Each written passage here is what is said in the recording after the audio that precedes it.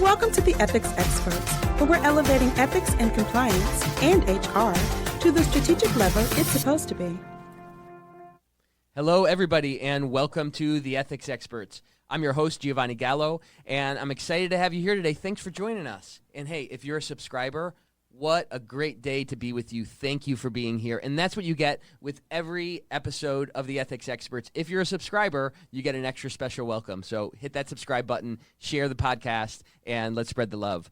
I am super excited to share with you today our conversation with Kari Mirabal. Hi, Kari. Welcome. Hello. Thanks for having me. Yeah. Super excited to have you on. We're going to talk about networking, and we're going to talk about recruiting, and we're going to talk about how industries change. But really, we want to talk about you, Kari. So let's start by, why don't you tell us a little bit about your background and what your career has been and how you got to this place where you are today? Absolutely. Well, I'm Kari Mirabal, and I teach people how to network smarter. And I started out in my experience as an IT recruiter.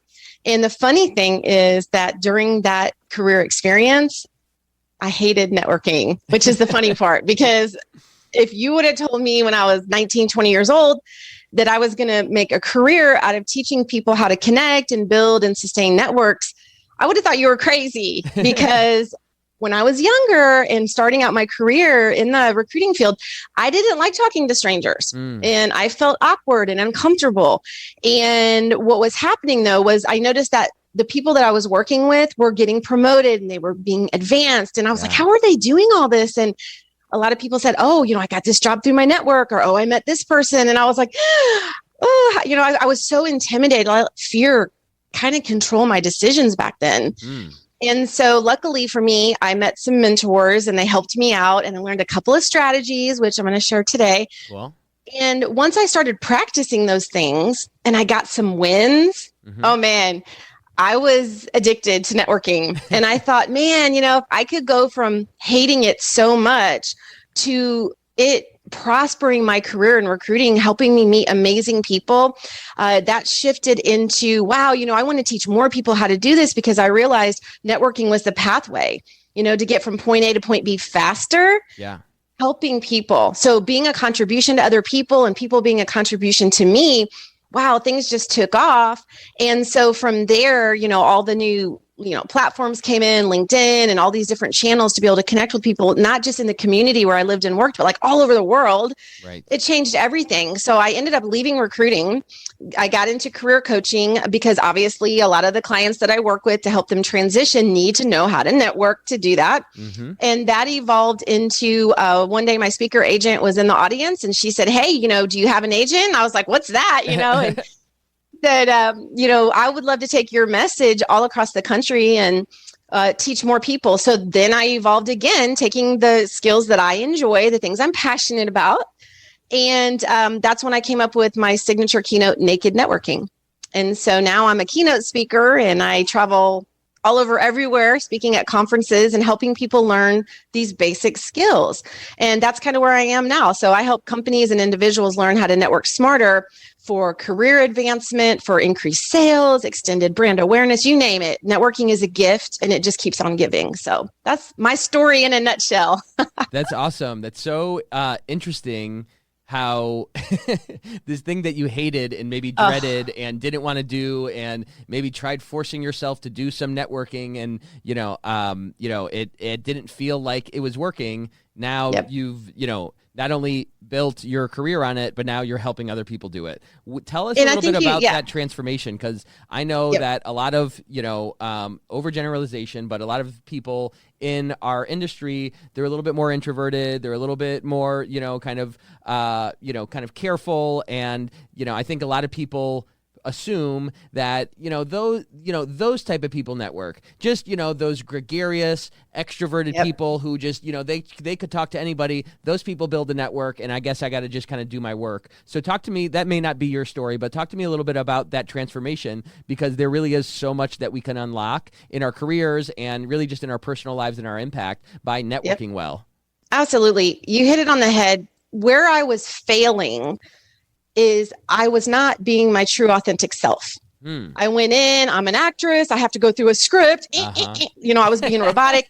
And what's funny is once I just let my guard down and I was like, you know what? I need to stop worrying about how to be interesting or how to come across interesting to people. I need to focus on being interested in other people. And that was a powerful shift in my career, because once you realize that networking is about helping other people first, that is when the shift changed for me. And then I started having fun helping other people get wins. And when you look at networking like that, it's less intimidating. And it's like, sure, there might come a time down the road where I might need something, but right now I just love paying it forward and putting positive energy into the universe. So because I started in the IT industry, I thought, you know what, that is, okay, let's be honest. A lot of IT people tend to be introverted. Sure. And I worked with thousands and thousands of those people that were so uncomfortable. And so what's interesting is I started doing my speaking at IT conferences, because those were the people that I felt needed my gift. See a need, fill a need. Yeah, right. And I want to give people who have an introversion nature to know that people always say, who's the better networker, introverts or extroverts? And I always say both, because, extroverts have like 3 mouths, and 1 ear, but introverts have 2 ears and 1 mouth, which means they're better listeners. Yeah. So networking is about listening to other people and thinking, how can I be of service to them? And so when I work with my introverted clients, I'm always like, everybody has a gift to share. And it's just a matter of using what you thought was a weakness as a strength. I'll give you an example. I work with a lot of people that say, I go to these networking events and I don't know what to say. I don't know how to approach people. I'm super nervous and I put my foot in my mouth and I look stupid and all this. And I say, you know what, let's use that as a strength. So if you go to a networking event and there's 3 or 4 people talking and you walk up to them and you are authentic and you say, hi, my name's Kari. I'm really nervous. I'm better at coding than talking to strangers. Would it be okay if I joined your conversation? That's using what some people perceive my nervousness as a weakness, as a strength. Because imagine if someone approached you with that, would you say, no, get away. We're not going to talk to you.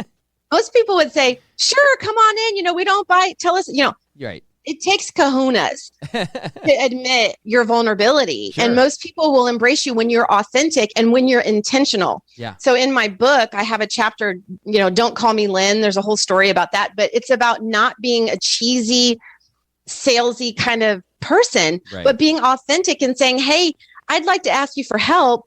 Here's how. Be intentional, and then offer to reciprocate. I'd like to help you too. And, my biggest message is networking is about developing mutually beneficial relationships. And so it's a little bit of give. There's a season of giving and a season of receiving, right? Sure. And so when people start to get more comfortable in their skin, introverts or extroverts, because extroverts need to have some filters and reel it in a little bit sometimes, right? So I work with Thank you for saying that. Yeah. That's my message to people is just be your true authentic self, be more interested in what the other people are saying, and ask yourself, how can I help them? And it'll start cutting the ice faster and starting to feel more natural. That's great. Yeah, I mean, there's so much in there. Obviously, you're a pro at this, but you've talked about that vulnerability is a big thing, right? And a lot of people, I think implicitly or explicitly assume that being vulnerable and admitting that I'm not the most interesting person at this conference, well, that's a weakness. But I think if you look at it, that vulnerability is a strength, right? That you're strong enough to say, hey, you know what? I don't know everything. I'm not about to come in here and wow you with, a stand-up comedy routine and an insight about the industry and also offer you 3 new jobs. I'm not that person, but, I can hang out. And, I think that I imagine, that example that you gave of walking in and saying, hey, you know what? I'm a little nervous. I'm not great at this. Do you mind if I join you? A bunch of people were like, yeah, you know what? I am too. I'm not great at that either. Yeah, you know what? You belong here because we're like that too. Jump in. And even if they're not, even if they're all extroverted, they're like, great, a new audience member. You can listen to me. Yeah, exactly. And you said this other thing that I think is a really helpful reframe for this concept of networking, about how it's about giving and it's about listening. And, I think a lot of people in our industry, they're givers, right? We work really hard to care for our employees and to make sure that ethical actions are taken and make sure that people are protected. They care a lot and they want to give. And also, like, a lot of people in the ethics industry are great at listening, right? We do investigations and we listen to what's going on, and we put our ear to the ground and listen to the engine that is the culture of the company and try to figure out what's going on. I think a lot of us are naturally inclined to want to discover and understand, and you can do that in networking. It doesn't have to be a stand-up comedy routine. Absolutely. Sharing knowledge. And, people think networking is about sales only. Okay. It's not. Yeah. It's about sharing knowledge and helping other people and finding other like-minded people. Mm-hmm. I mean, networking is amazing. It's a gift that I wish I would have learned earlier. So I have 2 boys. One's 21, the other one's 18. Okay. I drag them to these networking events with me, and they've both been on LinkedIn since they were 14 years old. Cool. And I think it's important because they're already using the skills that they're learning at an early age. So I invite your audience to take what they like and leave the rest from today's podcast, but to really think, like, what can you not only share, like absorb within, but what can you put into the universe? Do you mentor kids? Can you help your own children learn these things? Especially today's generation, they're so absorbed with social media and being on their phone all the time and things like that. And I'm teaching my kids how to go out into the universe and actually give the gift of their presence. And that is so important in networking. Yeah. Because when you're talking to someone and you get that sense that they're not paying attention. It's like Maya Angelou said, I'm going to mess up this quote, bear with me, but she said, it's people don't remember what you say or do, but they remember how you make them feel. Yep. So when you're not maintaining eye contact, or they're looking across the shoulder at the next victim, like, who am I going to talk to next? It doesn't make the person in front of them feel valued, And so I'll throw this out. One of the tips that I love is if I'm talking to someone and they start doing the look over my shoulder thing, or I feel like they're not engaged, I stop talking. And I learned this from I learned this teaching, being a single mom of 2 kids, when I'm like, your grades or your room needs to be, and I noticed that I would stop talking and then they would look at me and then I would pick up that sentence again. So I'm like, it works with teenagers. Let me try it here. Okay. And so that's what I do in networking. If someone doesn't give me that respect, I let them know, my time's not to be wasted either. And I think that's the thing with networking, is you have to use discernment to figure out who is going to be worth your time to network with and who's not. Okay. And it sounds doggy dog, but that's business. You want to find those people that see networking as a mutually beneficial thing. Yeah. Yeah. That's a great point about who you network with. And I know you said that it sounds doggy dog, but it's a certain amount of personal respect. It's a certain amount of not wasting your time.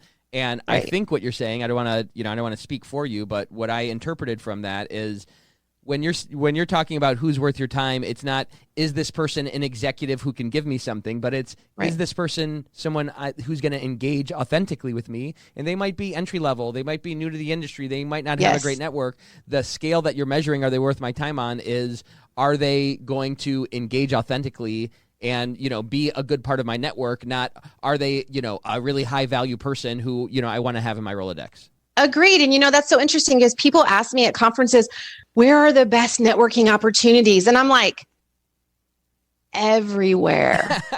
I landed, oh my gosh. That's why you always want to have business cards on you. You always want to have your LinkedIn profile on your phone so you can do the QR code to connect with people instantly.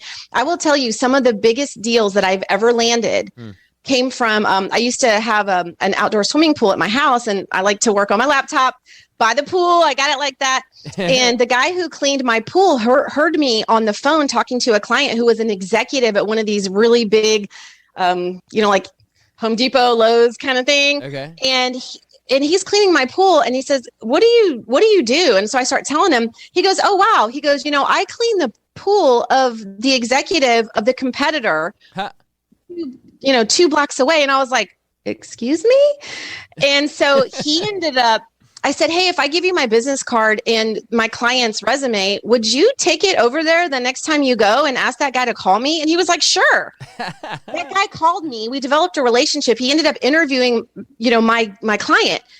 And that all came from, Aaron, the pool guy. Right. And so you're absolutely right. Networking is a gift. And people always, I don't have anything to offer. That's not true. Everybody has something to offer someone. Yeah. And it has nothing to do with title or industry. It has to do with just being a good freaking human and figuring out how you can help. And remember, help could also come in the form of, my child is struggling. Do you have a recommendation for a therapist? Or, my son plays baseball. Do you know anyone who could do this? Or, hey, I'm looking for a new church. Or, hey, do you have a book that you would recommend? So I am looking at networking as an adventure. I'm always tapping into a spirit of curiosity when I meet someone. Mm-hmm. Like, wow, what can I learn from them? Young, old. My youngest client is 18. My most seasoned client is 72. Okay. And I love the diversity of what each person brings to the table. And that's how you have to look at networking is, where will this adventure go? I have no idea. But isn't it exciting to think about the possibility? Yeah. And sometimes those turn into the most amazing relationships, and sometimes it goes nowhere. Sure. And that's life. Right. And so when you accept networking for the ebbs and flows that it is, and what's crazy is the universe is in charge. So there are times when I've been intentional, like I have a 3-step networking strategy called plan, connect, and grow. Okay. And so in the planning phase, it's like, I want to get in front of this company and come hell or high water, I'm going to get in front of that company. And the universe takes me on a journey where I'm meeting all these people on the way. And guess what? Sometimes I never get to the end result because the universe wanted me to meet all these people instead of actually what I thought was my end result. So I just go with it. I let the universe take charge and see where it takes me. And that's where I've met some really amazing people, and I've been retained on some pretty cool projects all over the country and all through Canada as a result of that mindset. Yeah. So kind of crazy, but fun. Yeah. It's cool. I think part of what you're saying is that, you can't enter networking assuming that you're going to be completely in control. Absolutely. Oh, you're never in control. That's right. Never. And you can't say, all right, I'm going to meet this person and I'm going to go to this conference just to meet this one person. I think, this is how I look at it. You can tell, you can help coach me if I'm off here. It's good to have a goal like that, right? In that planning phase, you say, all right, I'm going to kind of head in this direction and I want to meet this person, or I want to get 5 business cards or whatever it is. It's good to have something you're working toward instead of being completely unguided, but not being so wed to that outcome that, if I only get 4 business cards, then I failed. Well, no, you got more than 0 and you met some other people and you did some things that you didn't plan. And there's a lot of that opportunity in there, which I think ties into your story about the guy who was cleaning your pool. I think, there's a lesson there about being opportunistic and, it can come from anywhere. But Kari, I also feel like there's a lesson in just, like you said, being a good human being and respecting people because they're people, right? You didn't give him some flippant answer of, I work with important people, go back to cleaning the pool. You said, hey, here's what I do. I'm sure you were kind to him and you were open. Oh, yeah. And, you've probably done that to 1,000 other people who haven't introduced you to an executive at a Fortune 100 company. That's right. But if that and what you were saying earlier reminded me of this quote from Zig Ziglar, who I love. And he said that if you go out to find friends, you're not going to find many. But if you go out to be a friend, you're going to find them everywhere. That's right. Yeah. I tell my kids all the time, I'm like, if you want a friend, be a friend. Yeah. Meaning that goes back to that networking is about helping other people first. Yeah. And if you go into that, how can I be a contribution? And like you said, being an opportunist, seeing opportunity that most people miss, because networking to me, one of the foundations that I talk about is commonality equals likability. And when people like each other, that's when trust starts to form. And when trust is between people, that's when the opportunities unfold. Because having come from the IT recruiting industry, I know that most of the really awesome, cool career opportunities come from the unpublished job market, i.e. your network, right? And so how do you find commonality with people? I love LinkedIn and social media platforms because you can do some research. And I love baseball. Like, I'm from St. Louis originally, go Cards. All right. And so I look for things on people's profiles like, they're a baseball fan too, or maybe they have an interest in, I'm a former ballet dancer, or, I love salsa music and things like that. So I'm looking for things I have in common with people. And when I reach out to them, I'm like, oh, hey, before we start talking about business, I noticed that you're a Cubs fan. So I want you to know that you're lucky to even be talking to me today, because I don't do with people that like the Cubs, ha, ha, ha. And so it's like when you just jump into it and you start talking about these things you have in common with people, and they're like, well, how do you know? Well, ask questions, do your research. LinkedIn is a great source for that type of thing. What kind of groups are you in? I live in Oklahoma, so we have OU and OSU. And so it's kind of like, this. So I joke, we like to have, friendly fun with that.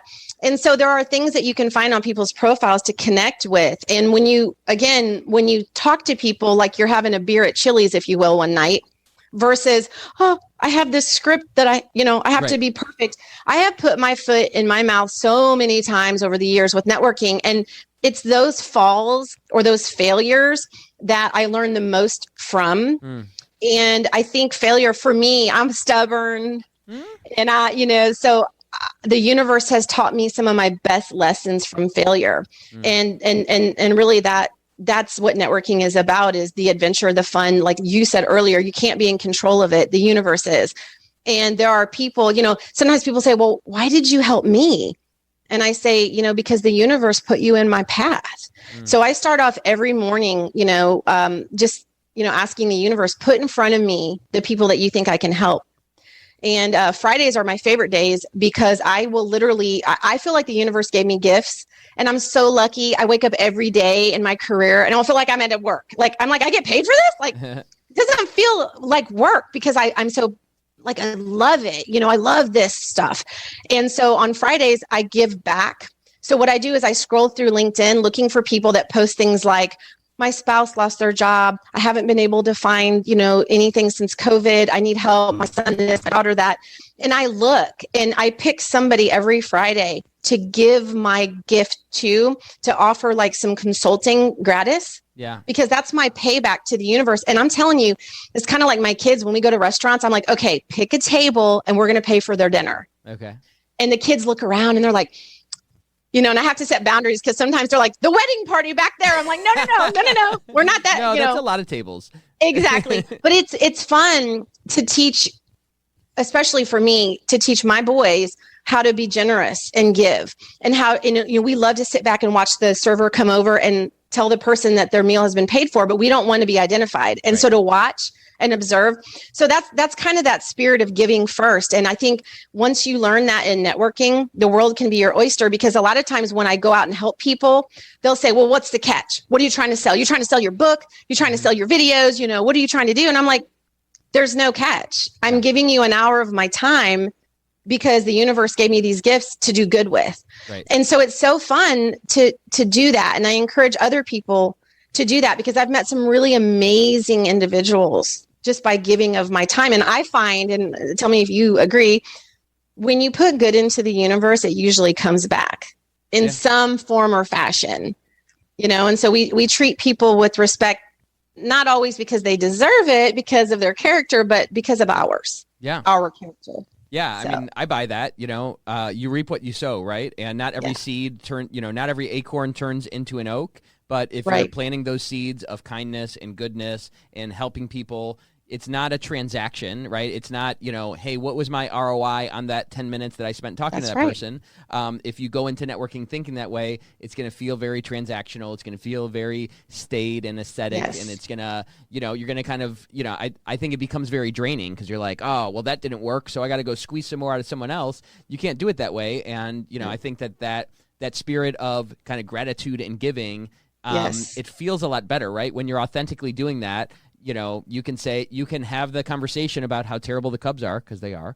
They are. They are. Yeah. You can have that conversation and just enjoy it and just say, hey, you know what? Well, maybe my gift was just having a pleasant conversation with someone at this conference who, probably is nervous or, doesn't have a lot of friends here or whatever. And I didn't get a lot out of that, but you sow those seeds, and then some of them are going to sprout and you're going to reap a harvest from some of them. But like you said, you can't really force it. So I think you reap what you sow. And part of, I think, this game in networking is you have to sow a bunch of those seeds. You have to be kind to a bunch of people. You have to be giving in a bunch of different directions, because it's not, it's not like a marketing game. It's not a sales Right. game of, well, if you're qualified enough to talk with me, then I'll spend 10 minutes and then figure out if I should spend more time with you if you have something that you're going to give me within the next 1 or 2 days. It's not like that. Which I think at times can feel like maybe you're wasting your time or like, why am I doing this? But you do enough volume of that and you do it the right way, and it's going to help, it's going to come back to you in some ways that you're not planning, but it's going to come back. Yeah, and you hit it on the head. Like, I left a 6-figure corporate America job to start my own company because I wanted to be a stay-home mom. Okay. And what was interesting is in that experience, you know how you do mommies and me at the park, toddler, a lot of people that I used to know in business would ridicule me and say, why are you wasting your time networking with stay-home moms? Ew. And I'm sitting there like, are you kidding me? Because first of all, that's the hardest job on the planet. Yep. For me, it was raising 2 God boys bless and all you giving guys. up. Oh my God, I was 3 months pregnant when I left a 6-figure salary job, 22 employees, to start my own thing so I could do my passion, which was be a mom. And I say to people, do you know why those stay-home moms get to stay home? Mm-hmm.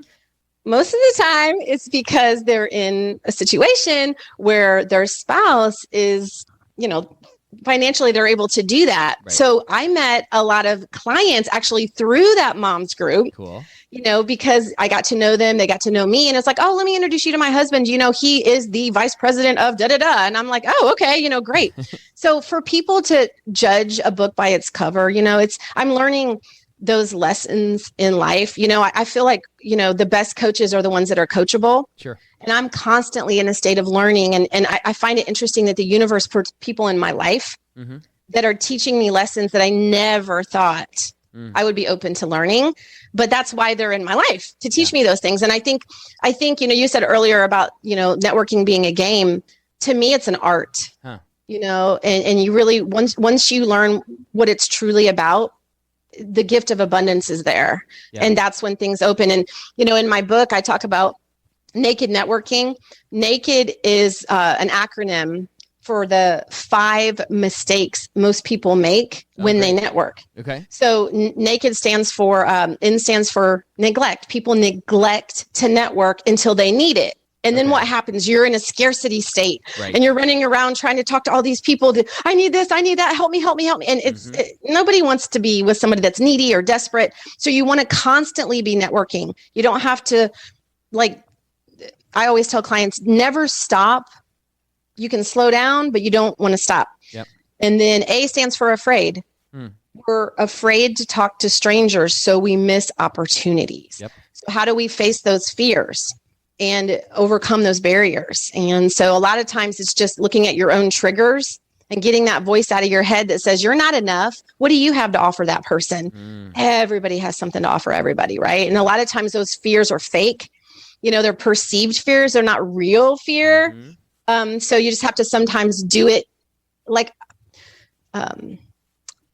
you have a bleeper, right? Because to be truly authentic, I will tell you that I tell my clients all the time, I am scared shitless half the time, but I do it anyway. Okay. So I tell people oh, I'm scared shitless, but I'm going to do it anyway. Okay. And that's kind of the spirit, right? K stands for knowledge. You have to equip yourself with a few strategies like the plan, connect, and grow. To be able to go up to people and have like a tagline. Hi, I teach people how to network smarter. What do you do? Oh, well, what does that mean? Oh, well, I do keynotes, master classes, and one-on-one coaching. Right. So that's how I impact people and help them increase sales or expand brand awareness or find new careers. What do you do? And just having those little go-tos, if you will, to kind of help you with conversation. E stands for engage. And we talked about this earlier. If you approach somebody like a slimy salesperson, they're going to feel that. And, people repel. Be authentic. Say you're scared. Say you're nervous. Say, I really don't know what I'm doing. I'm a software developer by nature. I'm better at that than this, but it's nice to meet you. So that's important. And then the last one is D, dedicate. Okay. You've really got to invest in new habits for them to stick. Okay. So I teach people how to network in 15 minutes or less per day. You give me 15 minutes a day. Okay. And by the end of that week, by the end of that month, you'll be surprised at how little 15 minutes can impact the people in your network and how you can help them and they can help you. So yeah, that becomes like 250 hours over the year. Oh yeah.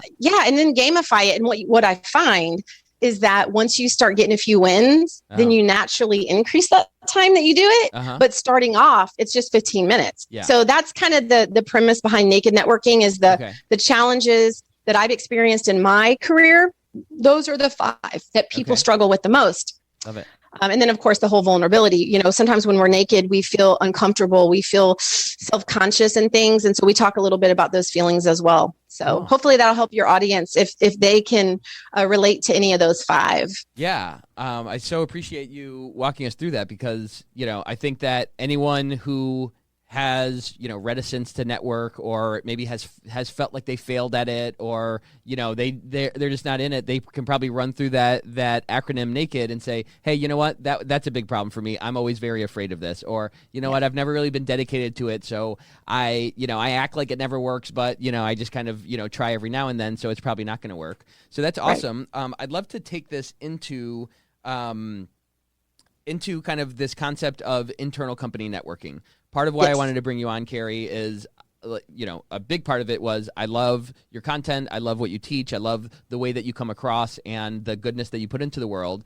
And, you know, the other side of that coin is I think that a lot of ethics experts can benefit from understanding how to apply these principles for networking internal to their company because we're, you know, as ethics and compliance professionals, we're getting more airtime. We're getting more of that seat at the table. We're getting more authority and influence in the organization. And part of how we're going to achieve our next level of success within our organization and our career is having those kind of cross-functional bonds to someone in HR, someone in manufacturing, someone in the IT team, because that's going to not only help our own career, but help us run and launch our programs by meeting some people who, quite frankly, Kari, we don't have an immediate need to ask them to do something for us or something that we have to offer them right now, but we need to build those bonds so that, you know, 3 months or 3 years later when we're running a program and we need someone over there to help us test it out or something like that, that we have those bonds. So can you help us kind of apply this internally to the company? Yeah, absolutely. You know, I spoke at Warner Media in New York City, and it was interesting. They brought me in because it was like every floor was a different, like one was CNN, one was Cartoon Network, you know, that kind of stuff. Yeah. And it was interesting because, you know, they had the same challenge. And it was like, well, why isn't Cartoon Network talking to the people over at CNN or you know, HBO or whatever? And it was like, because they had a perceived mindset, like, well, you guys do cartoons, or, you know, how can we help each other? So I think that is a common issue within a lot of companies, what you're describing. So my advice is to have a spirit of curiosity, right? Because you can learn something from everyone. And we tend to kind of isolate people. Yeah. So we tend to isolate and kind of stick around people who help us feel comfortable. Mm-hmm. So I think it's important to take a risk. And when you see someone who you don't recognize or you don't know, introduce yourself. Hi, I'm Kari. I work over in, you know, accounting. What's your name? What department do you represent? What do you do? And then also having a spirit of, what can I do to help support you? Or, you know, kind of just offering it up. You know, if there's ever anything I can do to be of assistance, don't hesitate to reach out. I'd love to, you know, message you so we have each other's contact information, you or anybody on your team. So look for people that you don't recognize or don't know and be the first to introduce yourself, you know, extend a hand, show kindness, and then get curious about what they do. What are their contributions to the company? And then also kind of, you know, plan, connect, and grow. The connect piece is step 2. You know, like, I know it sounds kind of weird at first, but exchange emails and just be like, hey, it was nice to meet you today. Here's a little bit about what I do for the company. Would love to know a little bit more about you. Would you like to go on break together? Or could we have a lunch? Or could we just have a 10-minute conversation? I want to learn more about how to be a contribution to the company that I work for. Mm-hmm. And part of that is better understanding the company holistically. Yeah. So I want to work outside of the IT department or the HR department or the accounting department to meet other people, because I think that's important. And you're going to have some people that are going to go, I don't. Yeah. Okay. But you're going to have those that are like, wow, thanks. Yes.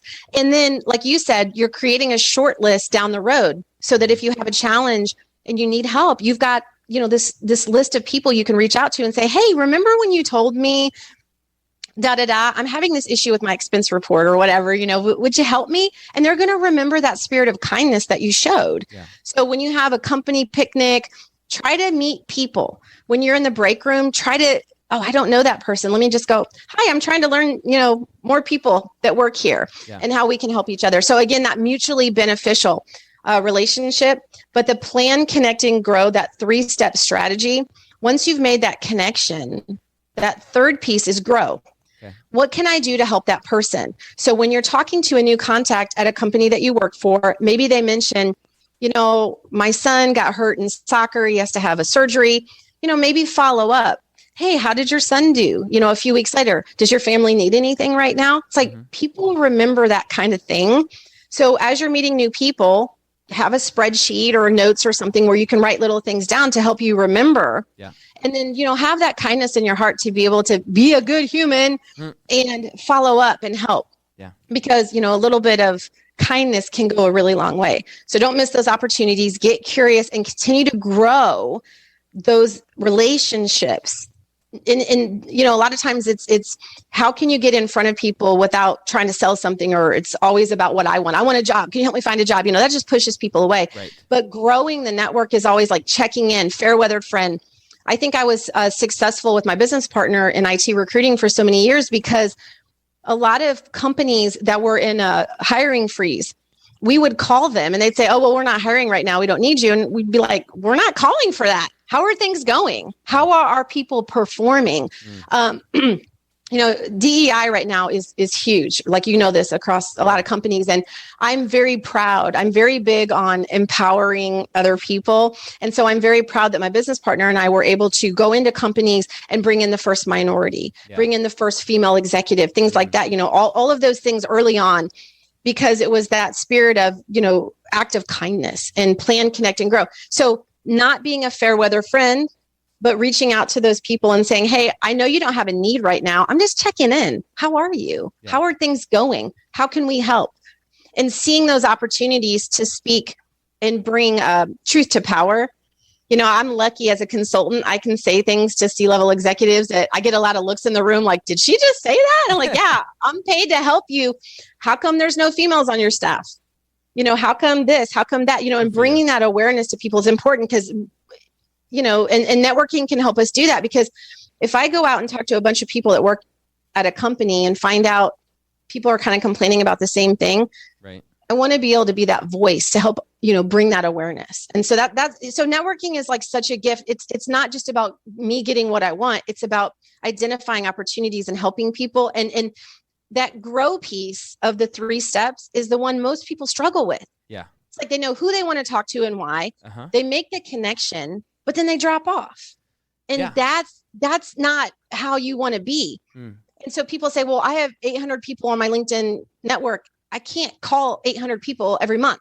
You don't have to. When you post content, when you post a blog, when you engage and like and share and comment on other people's content, that's networking. It's helping. Yeah. And you're able to like put your name and your character in front of other people and help them. Yeah. And so I call that ping your network. Okay. So being active and sharing your knowledge and helping people helps them keep you front of mind. Yeah. And that's the grow piece. So I'm sorry I went off on a tangent, but that plan, connect, and grow is something that internal employees can really embrace as well when they're trying to meet people from different departments and help them too. Yeah. I love it. Thanks for walking us through that. I think, that plan, connect, grow format and approach, we can apply it within our company. I'd love to dig in a little bit more on that grow piece because, I think that it's something that I've learned as I've learned to network, and I think it's something that might be one of the hitches. I'm not sure how it kind of crosses over with the NAKED acronym, but I think that grow piece is probably where a lot of people kind of fall short, not just on the follow-up, but like, why am I talking to this person, right? Like, why am I spending my workday? I have work to get done. They have work to get done. I'm just asking for a chat. I don't have like a direct offer, right? I'm not coming over and saying, hey, I have a candidate for you, or I have a solution to your problem, or here's some code for you to put into, the software. I'm not offering anything right away, or maybe even, maybe you end up getting there, but I don't know going into the conversation how I'm going to be able to help this person. I think it's great to have this. Networking is for helping, not demanding things of people. That kind of lowers the barrier of like, okay, I can go out to be a friend. But I'd love to dig in a little bit more. Kind of what does that look like when I go to the marketing department, or I go to the safety or the transportation department and say, hey, I'd love to chat. I imagine to a certain extent, you can just throw some of that out there and have a nice conversation with somebody and just kind of plant that seed. But I imagine it gets a lot stronger when, you do something that's kind, or you can be helpful. How can you help us kind of lower our fear or concern that I'm just wasting everyone's time, and I'm not a very chatty person, so we're just going to kind of sit around and talk and nothing's going to come of it. How can we break that down for people? Right. So earlier we talked a little bit about, just kind of that spirit of vulnerability and saying, I'm nervous. I'm not good at this. Can I join your conversation? And how most people will embrace that. So with this, it's the same concept. It's, look, for whatever reason, the universe put us in the same room at the same time. So I don't know how, I don't know when, but somehow, some way, I just want to be on your radar, that if you need anything, I'm here. And hopefully the other person will say the same, right? Because it's that reciprocal relationship. So imagine that you meet someone in accounting and you're in IT in the break room, and you recognize that person. Now you know them by name. Now you're in the parking lot 2 weeks later and they're walking out with someone else. And you're like, oh, hey, Karen, how are you? It's good to see you. How have you been? Oh, I've been great. Oh, by the way, this is John. He works with me in the accounting department. Oh, hey, John, how are you? I'm Kari in the IT department. Now you've met two people, right? Mm-hmm. And it's that face recognition at the lunchroom or at the employee conference, or, anything along those lines. And then the next thing you know, all the accounting people are together in a circle, and you walk over because you see Karen and John, and then they introduce you to the rest of the people. And then you're like, hey, if I can do anything, sometimes it's like, you just have to put it out there in the universe, like consider the possibilities. I don't know how. I tell that to all my audiences. You have the potential to change my life, and I have the potential to change yours. I just don't know when or how or what that's going to look like, but I'm putting it into the universe. Yeah. And it's as simple as that. You don't have to know you don't have to attach to an outcome or know what the end result's going to be, but just putting yourself out there. You never know, because maybe Karen's computer breaks one day and she calls over to IT and she doesn't get the help she needs. Right. Oh, she's got your LinkedIn profile or your contact information. She calls you, hey, remember when you said you would help me? I can't figure this out. And then, wow, now you see, and so relationships take time to cultivate. Yep. And so you can't, I tell my clients, it takes time, it takes patience, persistence, right? And practice. Okay. So I think you hit it on the head earlier. A lot of people think networking is like the one night stand. Right. It's more like the marriage. Sorry to be crude. That's fine. But it's you can't meet somebody and expect in 24 hours you're going to sign a multi-million-dollar deal. Sometimes the best relationships, like you give, and it may be 3 or 4 or 5 years later when they reciprocate. But if you have an expectation of someone that they're going to immediately, give back what you gave, that's where you fail. Mm-hmm. So you can't have any expectations. You just put the energy into the universe, and you don't have to have it all figured out. Just like, look, I'm here. This is what I do. If I can help you, let me know. That's all it takes. It's as simple as that. Easy. That's awesome. I love that. Thanks for sharing that, because, I think that that a lot of people don't do networking because they think we have to have a clear exchange and it has to happen quickly.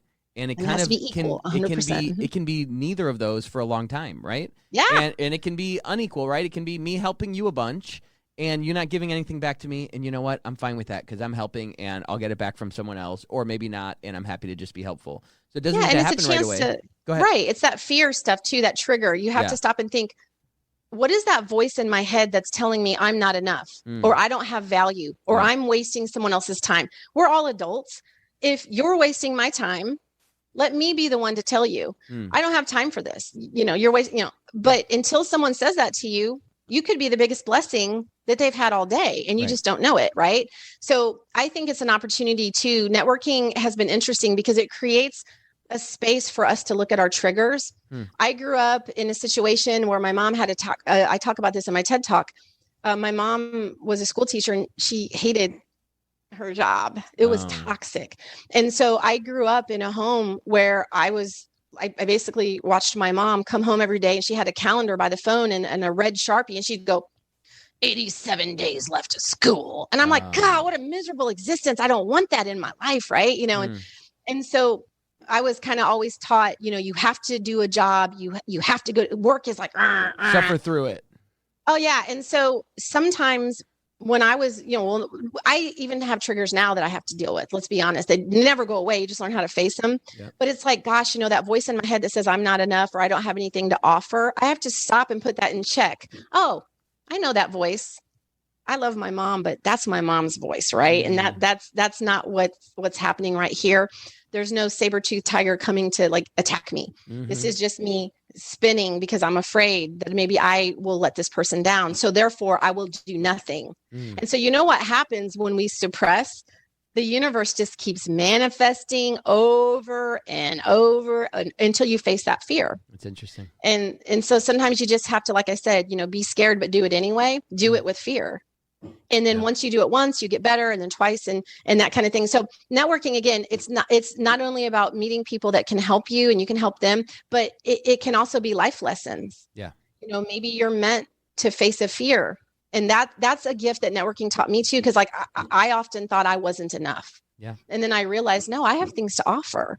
And so getting that little voice in my head in check really kind of was a life lesson. So networking is just, gosh, every turn, it's been such a huge blessing and a gift in my life. And I know it can be in everyone's. Yeah. So I'm on a mission to create a movement of people who are willing to take those same risks to see what kind of outcomes they can get to. That's beautiful. I really love that. Yeah. And, I think we're getting on the couch a little bit here, which I'm fine with. But a lot of this stuff that's keeping us from jumping into doing networking or helping people or putting ourselves out there, it's a story that we're telling ourselves, right? We're telling ourselves, oh, this person is going to reject me because they don't think I'm worthy or worthwhile. And that person's not saying that. You're putting those, you're projecting that onto them. And you can clean some of that up. And to your point, engaging in this can be some work that you do on yourself where you say, hey, you know what, I'm going to try it and see if I get thrown out of the office or, someone rejects me. You said earlier that in our prep time that if you don't do anything, you already have a no. If you engage, you might have a 50-50 chance to get a yes. So, right. Jump in. If you don't do anything, then the answer is going to be no, right? You don't ask, you don't get. So you're already there. Like, it's almost like you're already rejected because they're not calling you up. So it's not going to get worse than that. You go and say hi and they say, I'm busy. Well, then our interaction is the same as if I didn't say hi. So that's fine. I'm right where I was. Yeah. And, that's good. Rejection. I would say 9 out of 10 clients I work with, one of the first things they say is that fear piece. Mm-hmm. And they're like, I'm afraid of rejection. And I always try to get them to pivot how they look at rejection, because I like to say that, the right opportunities will reject you. The right people will reject you. And what I mean by that is, my TED Talk is called Career Dating. So I talk about dating your career and falling in love with what you do, and how there's a similarity between dating in the real world and, networking and career transition and things like that. And so what that means is, I have my eye on this super hot guy over there that's, oh my gosh, I got to have him, and he keeps rejecting me because the universe is like, we're not going to give you what you want. We're going to give you what you need. Okay. Right. So that looks pretty, but what you really need is a good man who can provide and do this and this and this. Right. And so it's funny because while you're sitting in the corner crying about what didn't come, the universe is laughing because they're like, you were never going to get that anyway. So I always tell people when they go out and interview for jobs and they don't get the job, I'm perfect for it. That's the job I wanted, but I didn't get it. And then they go home and beat themselves up. It's like, no, the universe has something bigger and better for you. It's coming. So the right things will reject you. The right people will reject you because there's something better coming. Okay. Right. And it's like, what do they say about be thankful for unanswered prayers? Okay. Like, or be careful what you ask for. Yeah, so when you kind of look at it like, when you're able to diversify your portfolio, when you have, like, let's say you're trying to network because you want to go work at Disney, and the 3 people you met at Disney are like, I don't have time for you. I'm not going to talk to you. A lot of times people abandon the idea. Right. And I'm like, no, do you know how many other people might be open to helping you. So Right. don't give up, keep trying, because the right people will embrace you for your true authentic self and help you. And the ones who weren't supposed to be in that path, Yep. they'll reject you naturally. So like, I try to get people to look at rejection as a good thing in a weird kind of way. Yeah. To spin that effect, to not be so afraid of it. Yeah, I get what you're saying, because, if it didn't happen, it didn't happen, right? And that doesn't mean that your life is over. It's just, well, like, you didn't get that now. So you know that, and you can learn something from it, and you can keep trying, or you can pivot, or you can try somebody else, or you can wait. But, Right. We were talking about that grow piece, the third step in your approach. And, you said that those things take time to grow. It takes time to cultivate that. And it's not going to be kind of one for one. It's not going to be a contractual relationship. For every 5 minutes that you spend together, there's going to be an even exchange of value. But if you go out to be a friend, you're going to find a lot of friends.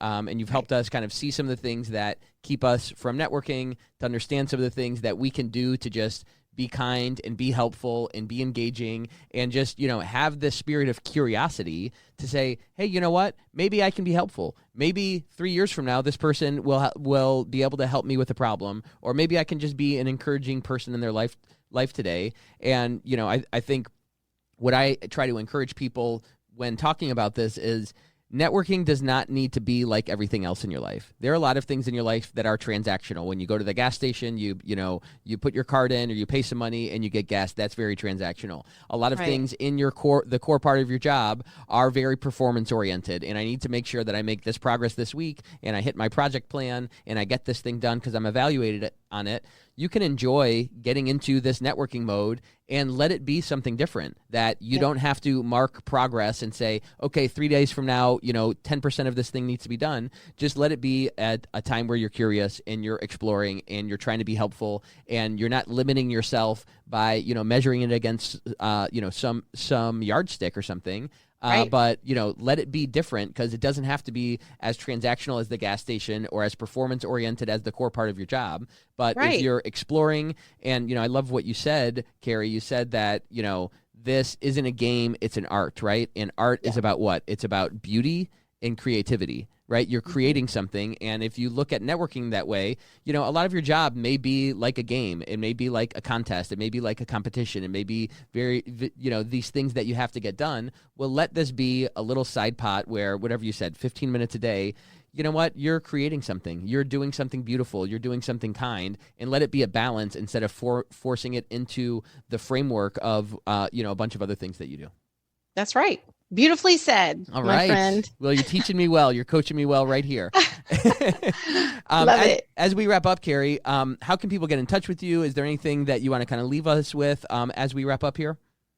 Right. So I would love to invite your audience to check out my website. It's www.karimirabal.com. And I'd love to invite people to check out my TED Talk, Career Dating. I'd love people to check out my book, You Already Have the No, based on Naked Networking Keynote. It's on Amazon.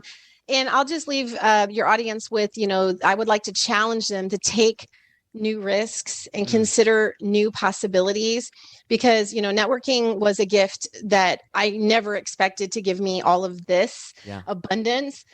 So, a long time ago, I made the decision to get naked, if you will, and really take a risk. Yeah. And boy, did it pay off. So, if you can do all of that for somebody like me who hated it, I think it can help your audience. So think about ways that you can network smarter, apply the 3-step strategy, plan, connect, and grow. Consider how you can be more interested in people versus worrying about being interesting, yourself as you're talking to people.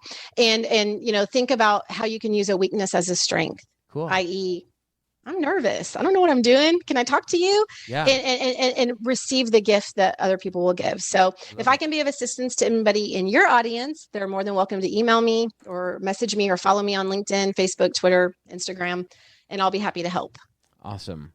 Well, it's been a blessing for you to be with us today, Kari. Thank you so much for joining us. Thanks for sharing your insight and your experience and your advice with us. I really hope that some people in the audience can take these and put them into practice, not just to improve the way that they operate their compliance and ethics program. Do that. not just to improve their career, do that, but also I think there's a lot of chance to grow as a person and to, understand yourself better in the context of these different conversations as you do networking. And I think that what you've blessed us with today, Kari, can help people build their company success, build their career success, and build themselves up as a person and as a professional. So thanks so much for joining us. Thank you for having me. It's been awesome fun. Thank you so much. All right. Well, that's the show today, folks. Thanks for joining us on The Ethics Experts, brought to you by Compliance Line. I'm your host, Giovanni Gallo. We've had Kari Mirabal here talking to us about networking. Put this into effect to grow your career, to help build your leadership as a compliance and ethics professional, and to grow as a person. Go out there to be a friend, and you'll find lots of friends. Thanks for joining us.